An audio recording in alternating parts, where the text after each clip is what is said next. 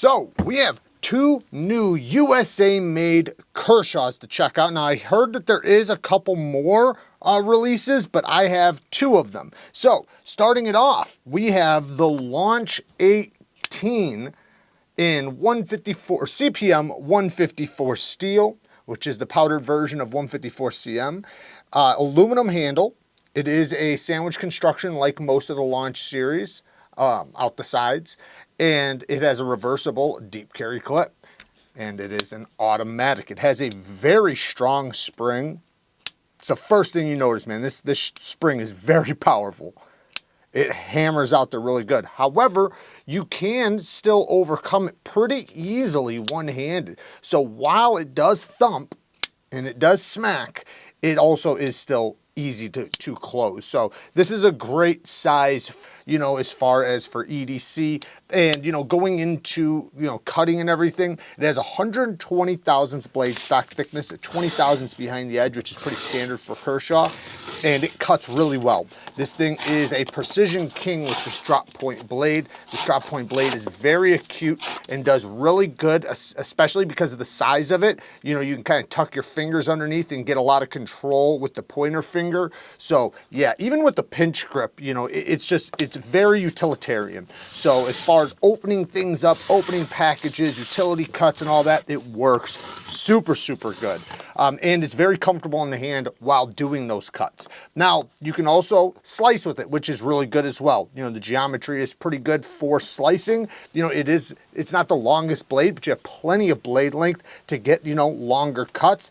The ergonomics, you know, while they're not bad, you know, it's a small handle, so, you know, I am getting a full 4-finger grip on it.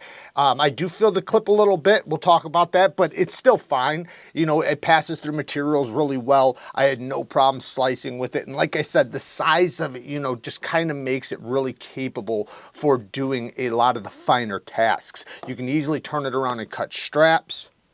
And all in all, man, it's a super solid knife. Now, as far as a couple little negatives go, you know, the one negative is this clip. The clip does slide in and out of the pocket just fine, but you have the button screws right there, which tends to get caught right there. Now, it does go past it with my jeans, so I don't want to make it seem like it's horrible, but it is something that where the pants do hit that, and then you kind of have to adjust it and make sure it gets all the way in.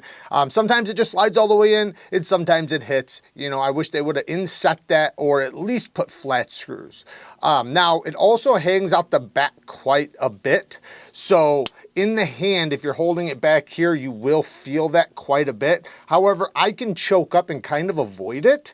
And like I said, you know, this is a pinch grip knife for the most part, you know, and you can obviously slice with it just fine, and it's plenty comfortable. So it's not that bad. This is a very, very, very tiny nitpick. As far as, you know, the lockup and everything, you know, I did feel a little tiny up and down at first, but like a lot of OTFs, you want to open and close them, you know, 50 to 100 times and let that lock bar, let the plunge break in, which this one has. So when it came out of the box, it did have a little bit of up and down, but it seems to be going away. You know, I can kind of muscle it, but I can feel that it's going to completely go away, you know, the more I use it and stuff like that, which is good, you know. And the amount of play that it was so minimal that I wouldn't even really consider it too much of a negative. Like I said, because the plunge, it's going to pull itself in place. The edge came really good, you know, no problems with that. And, you know, the only other little nitpick, you know, I could say, and this has nothing to do with the model's great.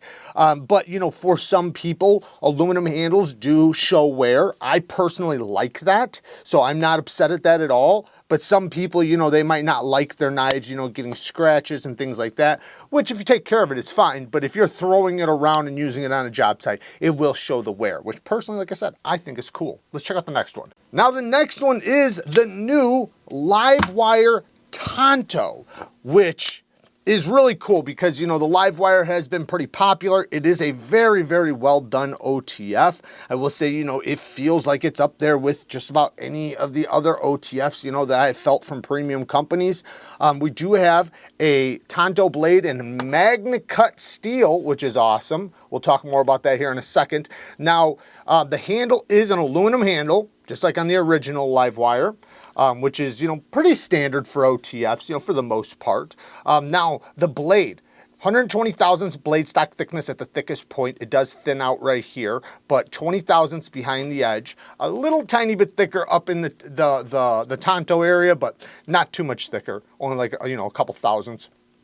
Now, if you look at it, you can see the blade clips down.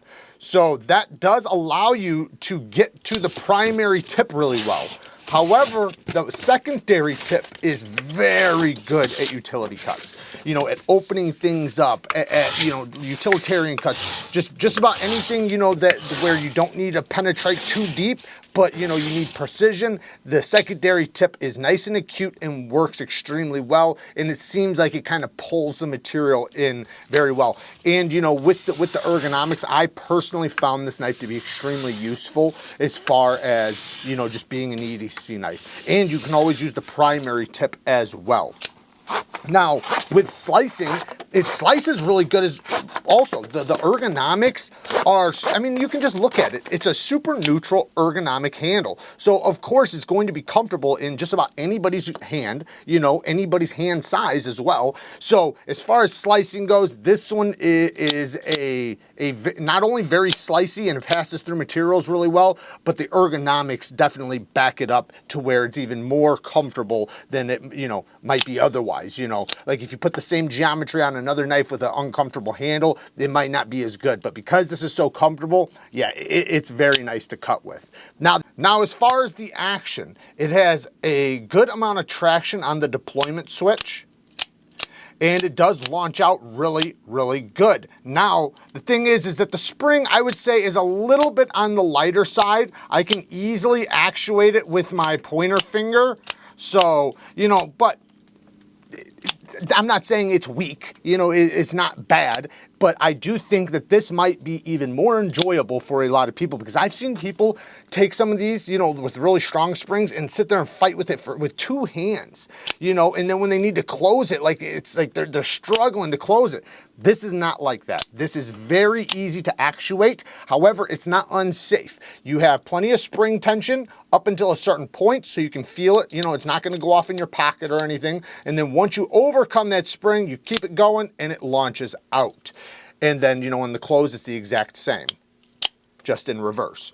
And it comes out really fast with authority, goes right back in with authority, has a nice sound. It doesn't sound cheap at all. It sounds really, really well done. And like I said, it is pretty enjoyable because, you know, you can actuate it so easily without it being too weak. So I do think they put the perfect amount of spring tension on there. Now, and like I said, you know, it's nobody would ever, this would never deploy in somebody's pocket, you know, like I know some people worry about that. Some people think like that an OTF can deploy in a pocket. That it's nearly impossible for something like that to happen. You gotta understand the spring tension is too strong for it to just happen, and you gotta overcome it.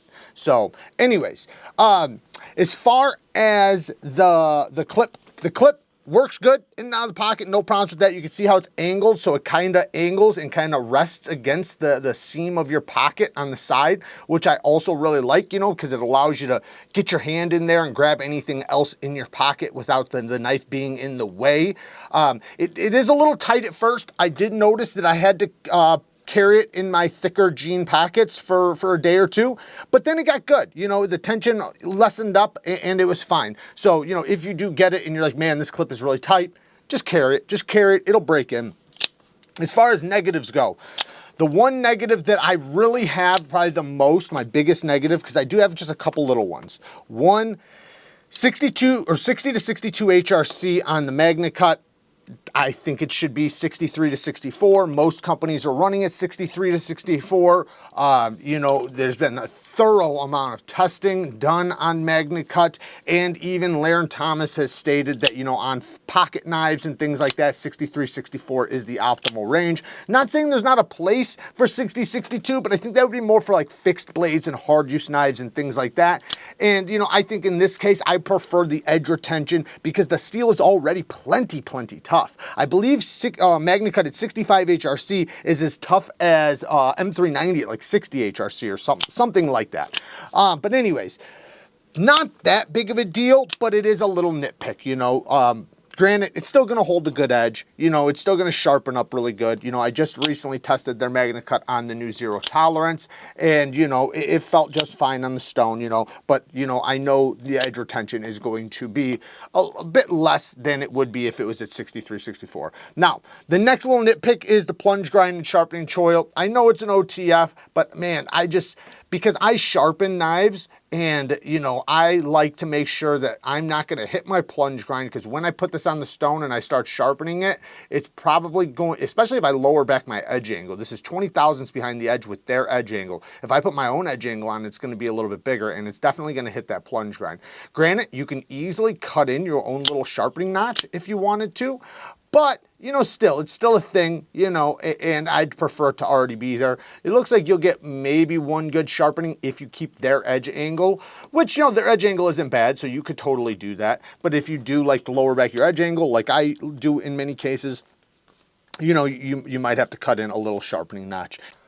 But as far as nitpicks goes, that's pretty much everything, you know.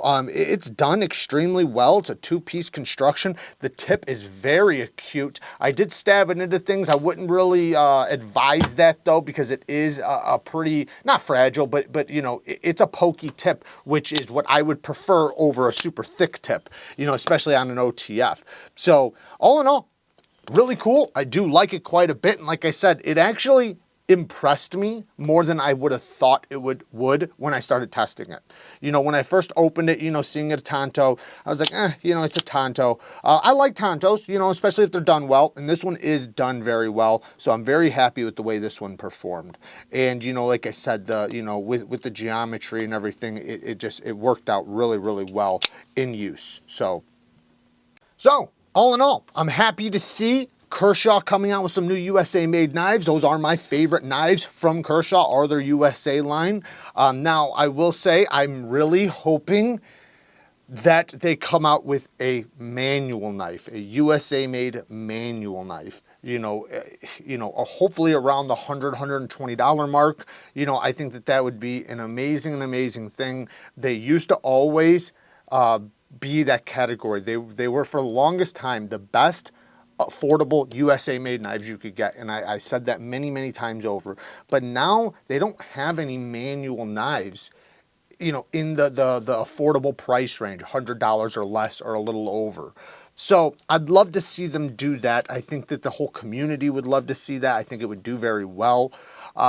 But anyways, like I said, all in all about these, like I said, I'm very happy to see them putting out some more models. And like I said, I think there's a couple other ones that, you know, I didn't get, so I can't feature them, but hopefully we will get them on the channel. And, you know, there you guys go. Work hard, stay tough. Until next time, peace.